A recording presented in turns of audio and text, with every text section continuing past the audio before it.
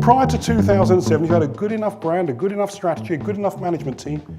It was good enough. This is no longer good enough.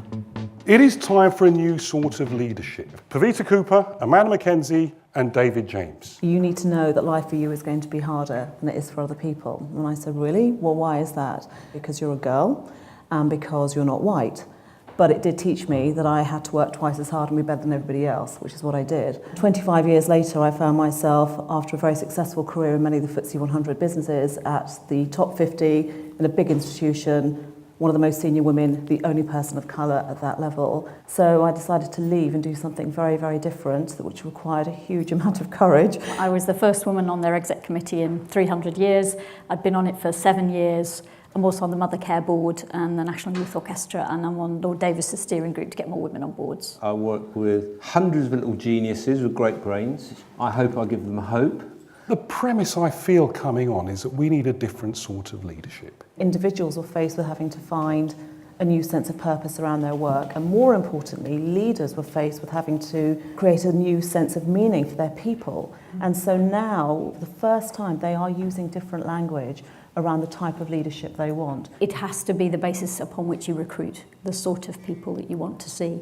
And so that values-based recruitment, if only we could have had that in the city, I think a lot of decisions would have been very different. Take me a stage further. What are you seeing that's starting to get traction today and why? I think the world needs a more thinking, less aggressive, this is how we do it leadership. A leadership who understands and can do the softer skills. Because the macho pushing up, pointing your finger, this is how we do it, I think it's gone. I think it's probably more of a balanced approach of leadership, because once you know yourself, you can tap into far more understanding about how you connect in with the external context, the market. So you know when it says men please step aside, we've decided that if a lot of blokes could resign from the boards, it would up the percentage of the women, because actually we'll have it either way, we don't really mind. No, I'm joking. There is incredible focus that I think chaps tend to bring that women don't, and I think actually leadership should never lose that. You're going to see the emancipation of male leadership.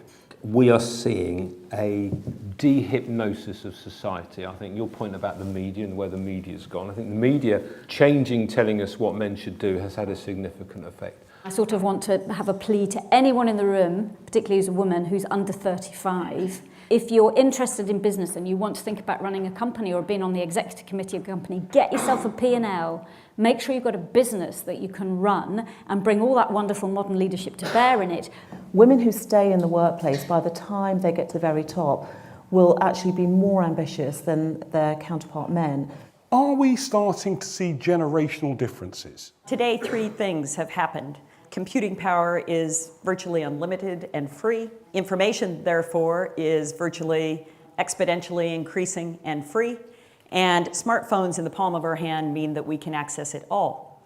You have to put your dues in doing something to get to the point where you have the freedom and flexibility to be able to do what we get to do.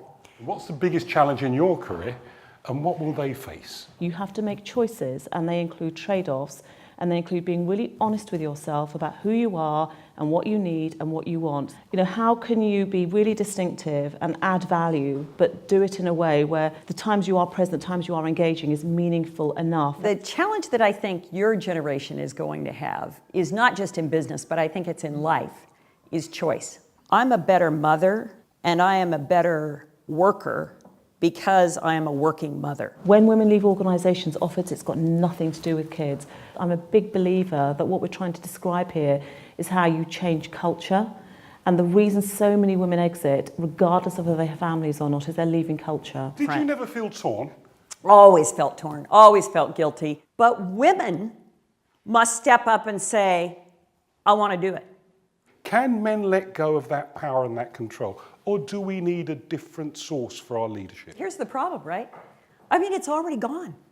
It's gone because consumers are driving all these businesses. What is a character trait that can be identified to be crucial? Don't be afraid to be wrong and speak up. I think the other thing is hire amazing people. I have a fabulous team. I couldn't do what I do without them. They are all outstanding in their own right. So that's my advice. Take a chance and give a chance. They say good leaders create followers. Great leaders create leaders. We've had 4 fabulous leaders: Pavita, Amanda, David, Deanna. Give them a huge round of applause.